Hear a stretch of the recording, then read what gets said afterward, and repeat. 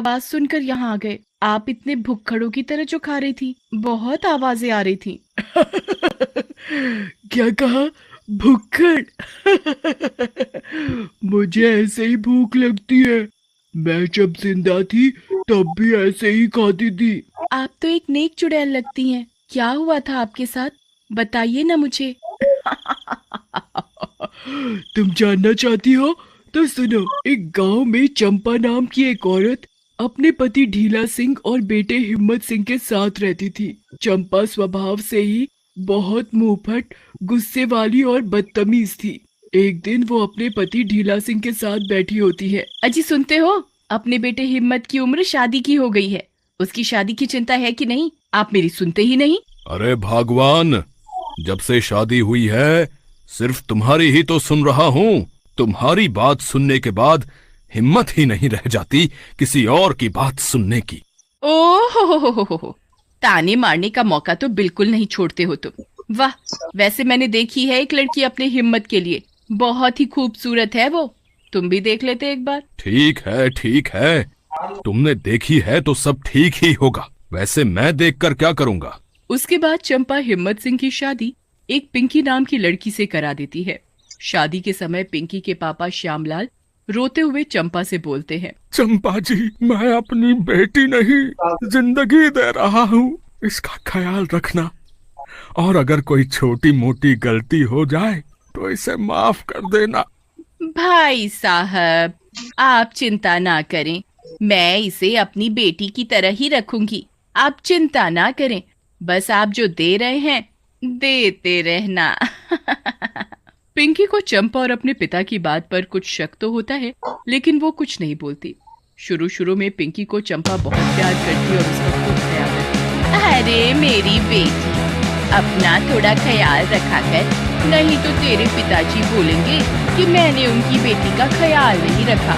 कुछ दिनों बाद पिंकी माँ बनने वाली होती है। हिम्मत सिंह उसे डॉक्टर के पास ले जाता है। अरे हिम्मत सिंह, मिठाई खिलाओ मिठाई। भाई तुम पिताजी बनने वाले हो, और पिंकी बेटी तुम भी थोड़ा खाया पिया करो, नहीं तो तुम्हारे होने वाले बच्चे पर भी असर आए। हिम्मत सिंह ये बात सुनकर बहुत खुश होता है और घर पहुंचकर ये खुशखबरी अपने घर वालों को देता है। उसके बाद पिंकी अपना ध्यान रखना चालू कर देती है। जब से मैं माँ बनने वाली हूँ मुझे कुछ ज्यादा ही भूख लगती है। तभी चंपा वहाँ आ जाती है और बोलती है, बेटी खाओ फिर खूब, कोई तुम्हारा मुंह थोड़ी पकड़ रहा है। इसके बाद चंपा पिंकी को खूब खिलाती खिलाती और उसका ध्यान रखती है। लेकिन एक दिन जब पिंकी रोटी खा रही होती है तभी चंपा वहाँ आती है। ये कैसी भुक्खड़ गले पड़ गई है हमारी, देखो तो ऐसा लगता है जैसे सब घर वालों का खाना अकेले ही खा जाएगी। मुझे आपकी बात क्यों कह रही है, क्या हुआ? लेकिन चंपा कुछ नहीं बोलती और वहाँ से चली जाती है। उसके बाद तो मानो ये रोज की बात बन गई। चंपा रोज किसी न किसी बहाने से पिंकी को भला बुरा कहती है। एक दिन तो हद ही हो गई जब चंपा ने पिंकी का हाथ उठा लिया और उसे खूब मारा। जब देखो खाती रहती है, घर का राशन क्या तेरा बाप दिलाता है? बोल उसे जाकर तेरे हिस्से का पैसा दिया करे। बाप की बेटी। अपने पिताजी की बुराई सुनकर पिंकी से भी रहा नहीं जाता और वो रोते रोते बोलती है, माँ जी, आप मेरे पिताजी को बीच में क्यों ला रही हैं? भला उन्होंने क्या किया है? आपको जो भी कहना है मुझे कहिए। तभी वहाँ हिम्मत सिंह भी आ जाता है और पिंकी को डांटते हुए बोलता है, चुप करो पिंकी, तुम मेरी माँ से तेज आवाज में बात करने की जरूरत नहीं है, ठीक है? माँ बिल्कुल सही कह रही है। हिम्मत सिंह की ये बात सुनकर पिंकी बिल्कुल और अपने पिता श्यामलाल को फोन करती है।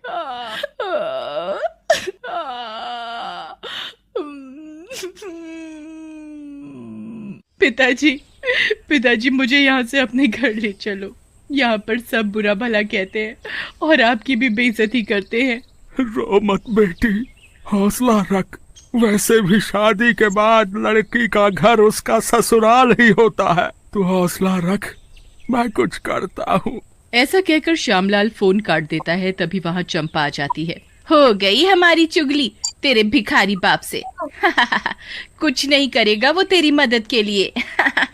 ऐसा कहकर चंपा वहाँ से चली जाती है। उसके बाद तो मानो ये रोज की बात ही हो जाती है। चंपा पिंकी को किसी न किसी बहाने मारती पीटती।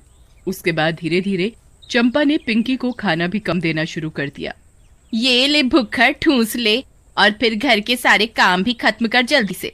माँ, मेरे शरीर में एक और जीवन है, मुझे भूख ज्यादा लगती है, मुझे थोड़ा सा और खाना दिया करो।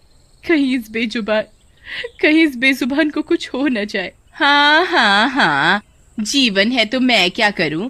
तेरे भिखारी बाप ने कौन सा टकसाल दे दिया है जिसमें नोट छप रहे हैं? जो है खा ले और घर के काम जल्दी से खत्म कर। एक दिन चंपा, हिम्मत सिंह और ढीला सिंह बैठे बातें कर रहे होते हैं और पिंकी कमरे के बाहर खड़ी होकर उनकी बातें सुनने लगती है। अरे ये करमचली तो हमारा पीछा ही नहीं छोड़ रही। सोचा था कि भाग जाएगी तो अपनी हिम्मत की शादी किसी दूसरी लड़की से करा के कुछ पैसे कमा लेंगे। लेकिन भगवान, इसके बाप ने भी तो इतनी मोटी रकम दी है। तुम तो चुप ही करो। तुम्हारा बस चले तो जो है वो भी लुटा दो इस भुक्खड़ पर। शादी में दिया था, अब तो कुछ नहीं देता वो। सही कह रही हो माँ, मुझे तो ये पिंकी शुरू से ही पसंद नहीं थी, लेकिन आपके कहने पर मैंने इससे शादी कर ली। तू चिंता ना कर बेटा, बस एक मौका मिल जाने दे, तुझे भी इस पिंकी से आजाद करा दूंगी। तभी पिंकी वहाँ आ जाती है। मैं तो अब तक तुम लोगों को अपना मानकर इस घर में जी रही थी। मुझे लगता था कि मेरे अंदर ही कोई कमी है जिसके कारण तुम लोग मुझसे नाराज रहते हो, लेकिन मुझे नहीं पता था कि तुम लोग दहेज के लालची हो। मैं अभी पुलिस के पास जा रही हूँ और तुम सब की शिकायत करूंगी। तभी चंपा उठती है और उसे जोर से थप्पड़ मारती है। पुलिस के पास तो तू तब जाएगी ना जब यहाँ से जिंदा बचेगी। हिम्मत, पकड़ इसको और बांध दे कुर्सी से। हिम्मत पिंकी को कुर्सी से बांध देता है। तभी ढीला सिंह अपने हाथ में पेट्रोल की बोतल लेकर आता है। ये देखकर पिंकी डर जाती है। पिताजी, पिताजी, ये आप क्या कर रहे हैं? ये पेट्रोल किस लिए? पिंकी बेटी, हमें तो चुप करने का एक ही तरीका आता है।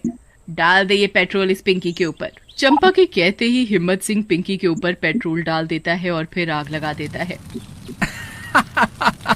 चलो अच्छा हुआ, इस मनहूस से मेरी जान छूटी। अब मैं भी आजाद हूँ। पिंकी जलने लगती है और दर्द से चिल्लाती है। छोड़ दो मुझे, कोई तो बचाओ मुझे। हिम्मत, ये क्या कर रहे हो? मैं तुम्हारे बच्चे की माँ बनने वाली हूँ, ऐसा पाप मत करो। बचाओ माँ। कोई नहीं बचाएगा तुझे, कोई नहीं बचाएगा। अब तेरे साथ तेरी ये होने वाली निशानी भी खत्म हो जाएगी और मैं आजाद हो जाऊंगा। और फिर नया शिकार। उसके बाद वो सारे वहाँ से चले जाते हैं। वहीं पिंकी मरने के बाद चुड़ैल बन जाती है। इन दुष्टों ने मुझे मार डाला दहेज के लालच में। मेरे पेट में पल रहे छोटे बच्चे को भी नहीं छोड़ा। मैं इन सब दुष्टों को मार डालूंगी, किसी को भी जिंदा नहीं छोड़ूंगी। कुछ दिनों बाद चंपा अपने बेटे हिम्मत सिंह की दोबारा शादी की योजना बनाती है। उसी रात चुड़ैल उनके घर आती है। चुड़ैल के घर में आते ही घर के सारे दरवाजे खिड़कियां अपने आप बंद हो जाते हैं। ये देखकर चंपा, हिम्मत सिंह और ढीला सिंह डर जाते हैं। अरे ये क्या हो रहा है? घर के सारे दरवाजे और खिड़कियां बंद क्यों हो रहे हैं? तभी चुड़ैल उनके सामने आ जाती है। दुष्टों, अब ये तुम्हारी मौत के बाद ही खुलेंगे। ऐसा कहकर चुड़ैल उन सबको आग लगा देती है। वो तीनों जलने लगते हैं और थोड़ी देर में जलकर राख हो जाते हैं। फिर चुड़ैल लक्ष्मी से कहती है, ये है मेरी कहानी। इस तरह से मैंने उन दुष्टों से अपनी और अपने बच्चे की मौत